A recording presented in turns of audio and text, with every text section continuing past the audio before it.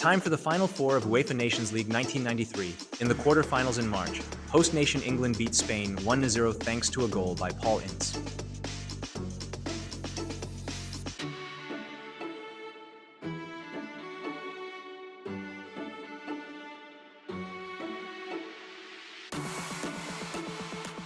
Sweden beat 1990, world champion Germany.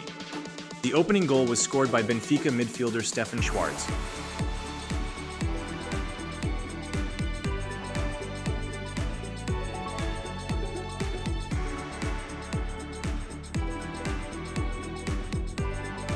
Germany came back with this goal by Maurizio Gaudino.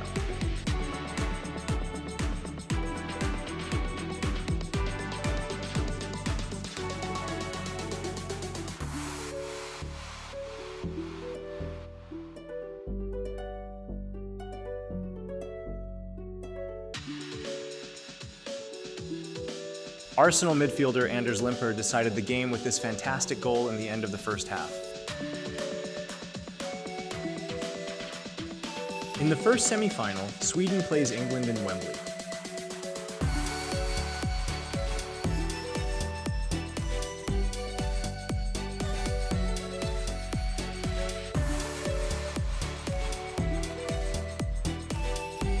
The big surprise of the quarterfinals was the game between Netherlands and Romania in Rotterdam.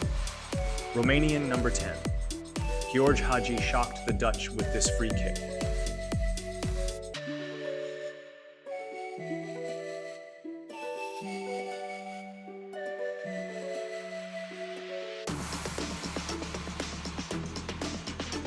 The Romanian counterattacks were a constant threat, and the underdog scored another goal in the first half.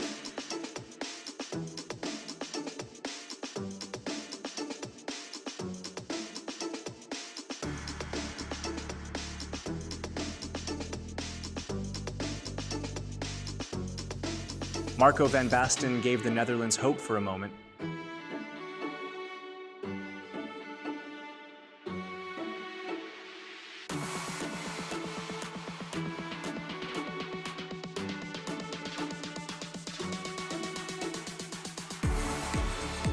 But another great play by Hagi paved the way for the third and final goal.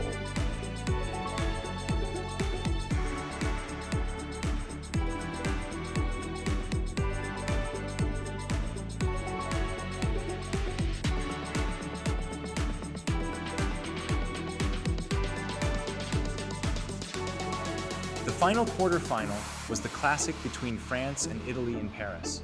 The Italians took the lead thanks to an own goal. But France came back and scored the equalizer before halftime.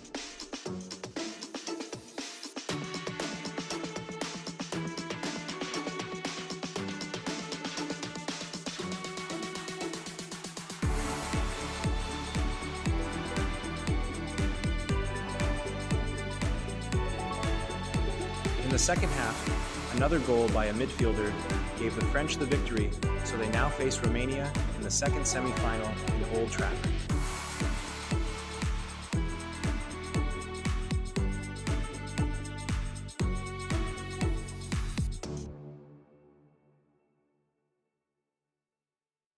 Welcome to Wembley. It's the first semi-final of the 1993 UEFA Nations League between the host nation England and Sweden. They met in UEFA Euro 1992 when Sweden won 2-1, thanks to a late goal by their superstar Thomas Brolin that kicked England out of the tournament. They lost the semi-finals to Germany, but showed the world that they are a force to be reckoned with again. For England, it is a chance to finally win a trophy again, even if it is just the Nations League. A win would also help them boost their confidence ahead of the crucial qualifiers for the World Cup 1994, held in the United States.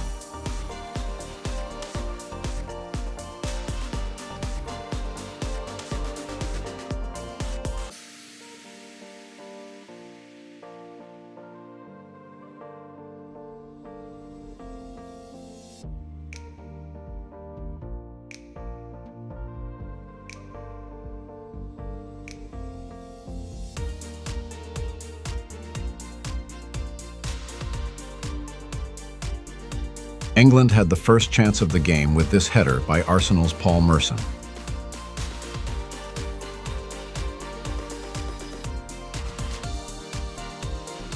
Sweden struggled to find gaps in the English defense. Even Brolin couldn't find a way through and kept getting stuck with his dribbles.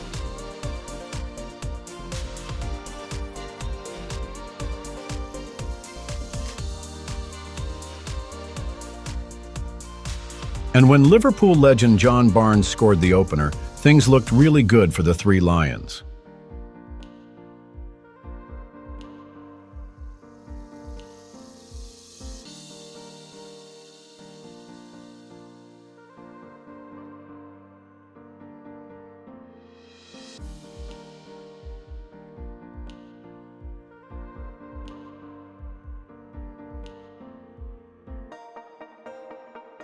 Paul Ince tried from distance, but Sweden goalkeeper Ravelli prevents the decision after 70 minutes.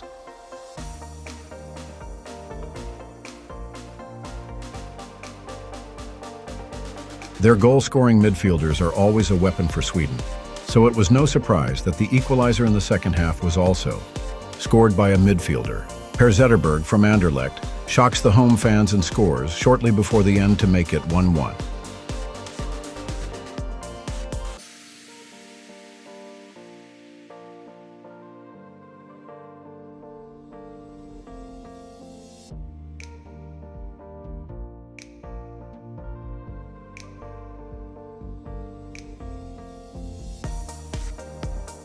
This late equalizer meant that the two teams had to go into extra time. A decision could be made in another 30 minutes. Otherwise, there would be a penalty shootout. Due to their negative experiences in the past, the hosts were keen to win the game in extra time and thus avoid having to go to the penalty spot.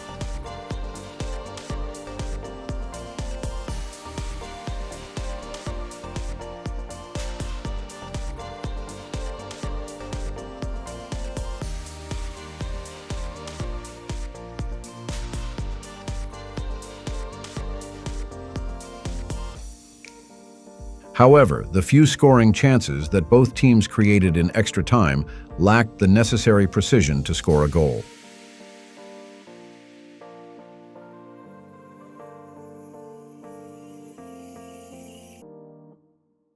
Whether it was John Barnes, Ian Wright, or Kenneth Anderson, no one was able to decide the game for their team.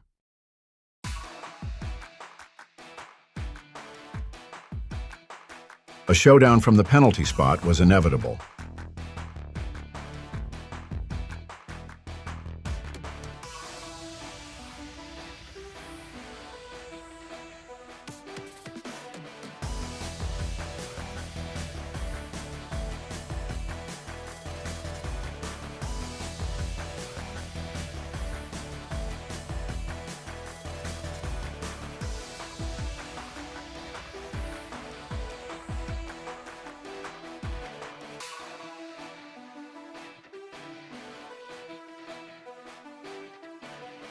Most of the players tried to play it safe and wanted to push the ball into the middle of the goal.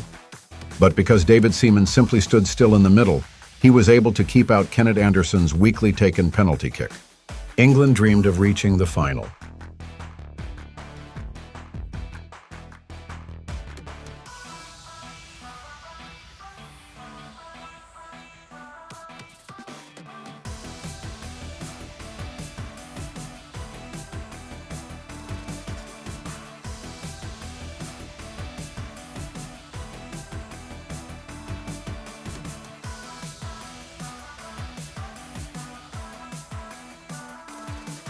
Chelsea midfielder Dennis Wise only had to score to decide the game, but his attempt hit the crossbar and gave the Swedes another chance of a comeback.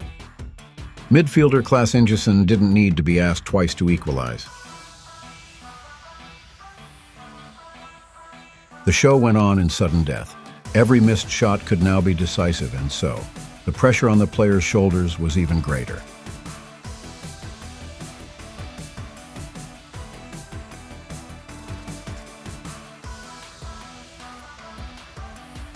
Captain Stuart Pearce, who had already missed in the World Cup semi-final against West Germany and Italy 1990, missed against Ravelli, who is known as a penalty killer. Hakan Mild scores to take Sweden into the final. The only consolation for England is the match for third place.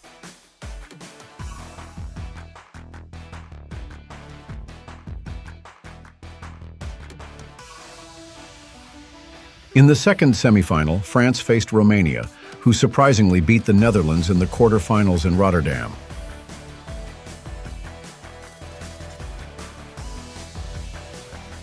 France had played an outstanding qualifying campaign for the Euro 1992, but surprisingly failed in the group stage against the outsiders from Denmark. Coach Platini resigned after this disaster.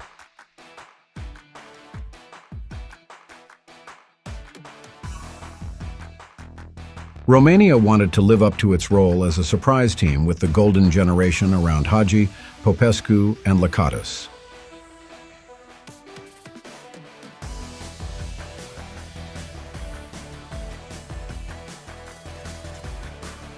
The match took place at the Old Trafford Stadium in Manchester.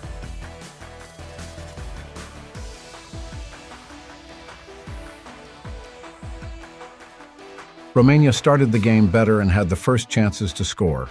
Until then, however, none of their attempts were accurate enough to trouble French goalkeeper Bernard Lama. The French defense had the difficult task of stopping the brilliant playmaker Hagi, who had made the difference in the game against Holland.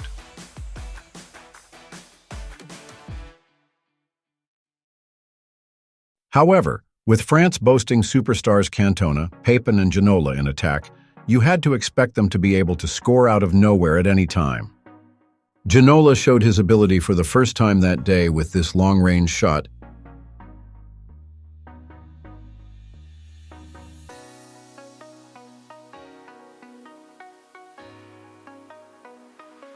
But then the outsiders took the lead.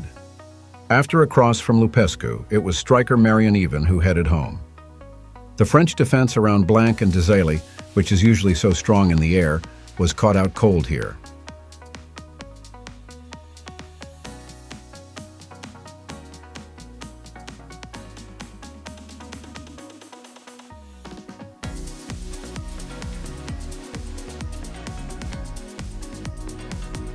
In addition to their outstanding technical prowess, the French also showed the necessary patience against the Romanians, who often defended deep. Goalkeeper Stelia was unable to cope with the precision of this shot from Deschamps.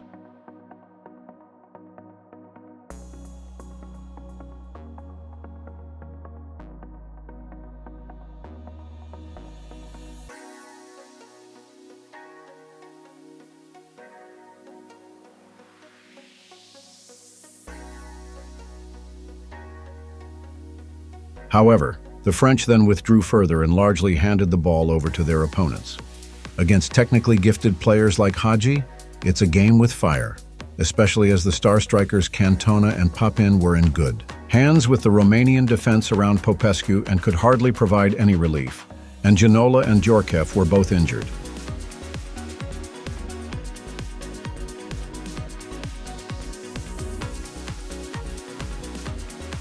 France also had the necessary bit of luck, as with this free kick from Hagi, when the crossbar prevented them from taking a deserved lead.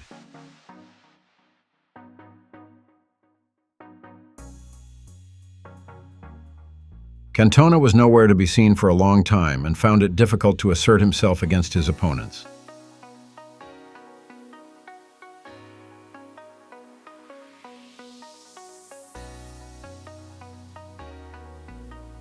However, he became more dangerous in extra time and missed a great chance to take the lead here. Both teams played with an open goal in extra time and looked for the decider. The chances of scoring continued, and there was never a dull moment.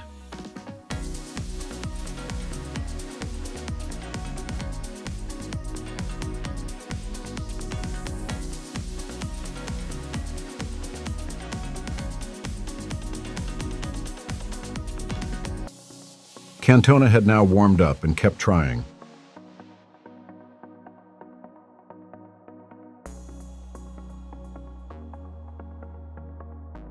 The second French world-class striker Jean-Pierre Papin was not a factor for a long time, as he was taken out of the game excellently by George Popescu. But as usual with players of this caliber, one situation was enough for him to decide the game.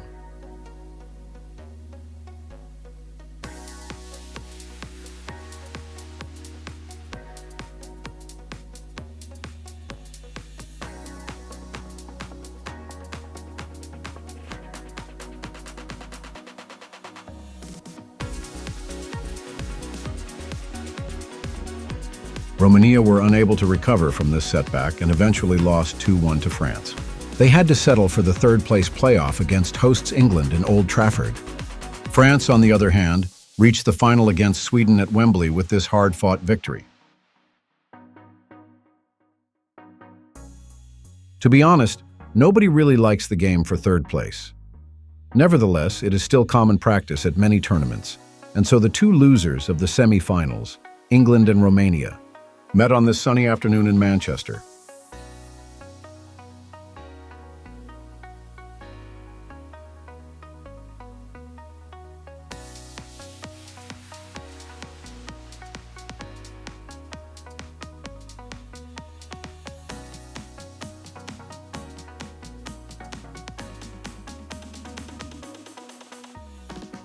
While England relied almost entirely on players who were on the bench in the semi-final, Romania played largely with its best 11 and once again showed its quality of play in this match, but once again lacked strength in finishing.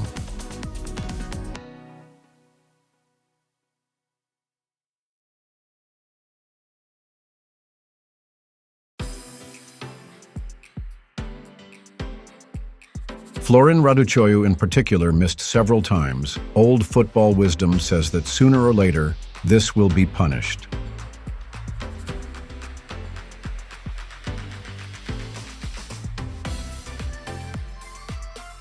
Captain Stuart Pearce was the tragic figure against Sweden because he missed the decisive penalty. As one of the few regulars, he was determined to play today and make up for his mistake, and he did. He gave his team the lead with this powerful long-range shot.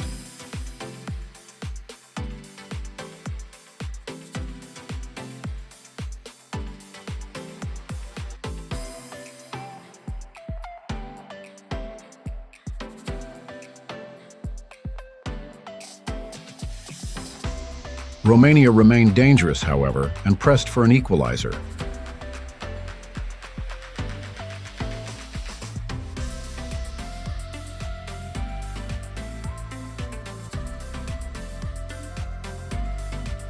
Number 1. David Seaman was given a rest for today's game, giving substitute goalkeeper Nigel Martin the chance to shine. With several strong saves, he drove the Romanian players to despair.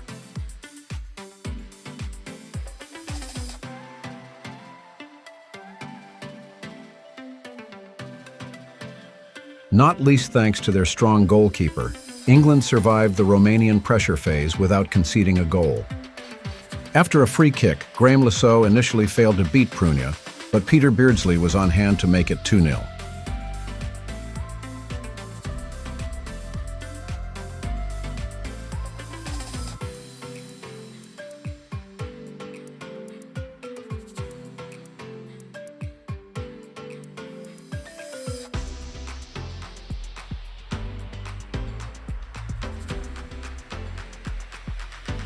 Today just didn't seem to be their day. No matter what they tried, Hagi and his team just couldn't score and became increasingly desperate.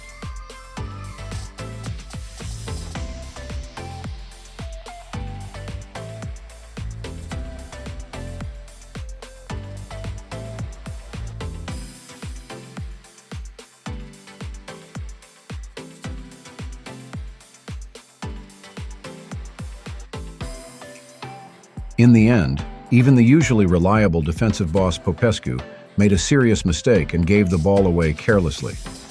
Beardsley made merciless use of the opportunity and made the final score 3-0 for the Three Lions.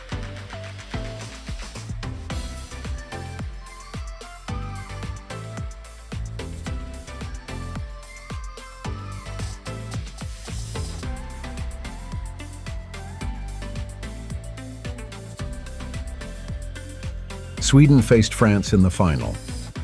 On their way to the final, the Scandinavians beat Germany and England. Opponents France defeated Italy and Romania. The last meeting between the two teams at the UEFA Euro 1992 ended in a 1-1 draw.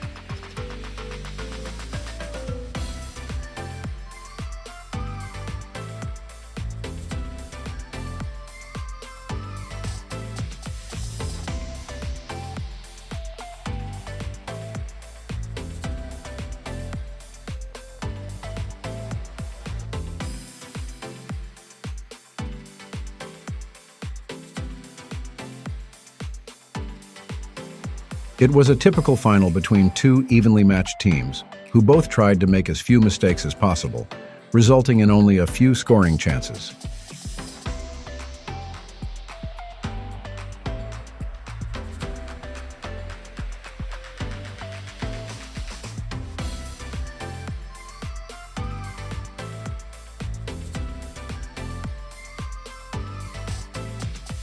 However, another midfielder, Stefan Rehn, took advantage of one of the few opportunities.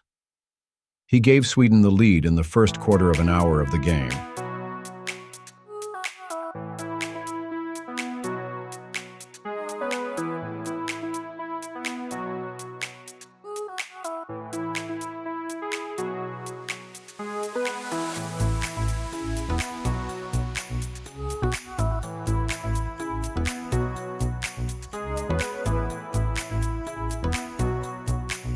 Yuri Djorkaeff has been carrying an injury around with him these days, and after this foul, he had to be substituted.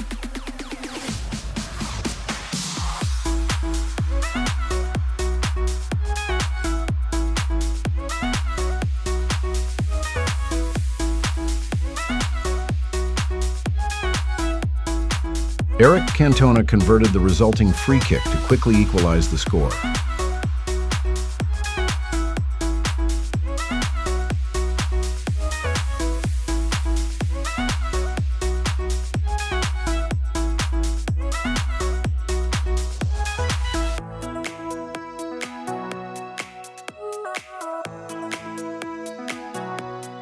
The two teams neutralized each other for large parts of the game, so that scoring chances were rare.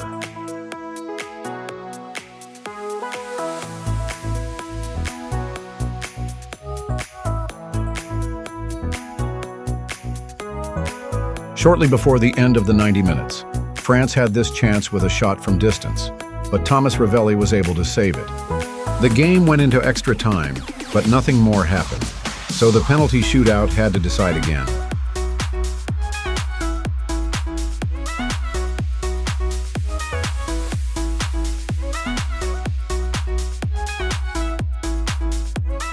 Striker Christophe Dugarry missed the first penalty for France.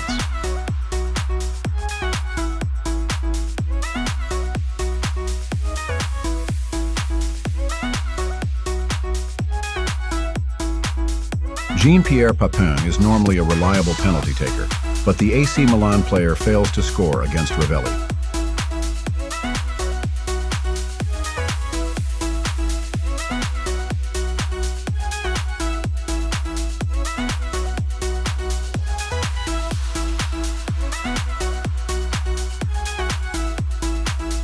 After young winger Blomqvist had also scored, Sweden looked like certain winners, but after Rennes' miss there was still hope for the French side.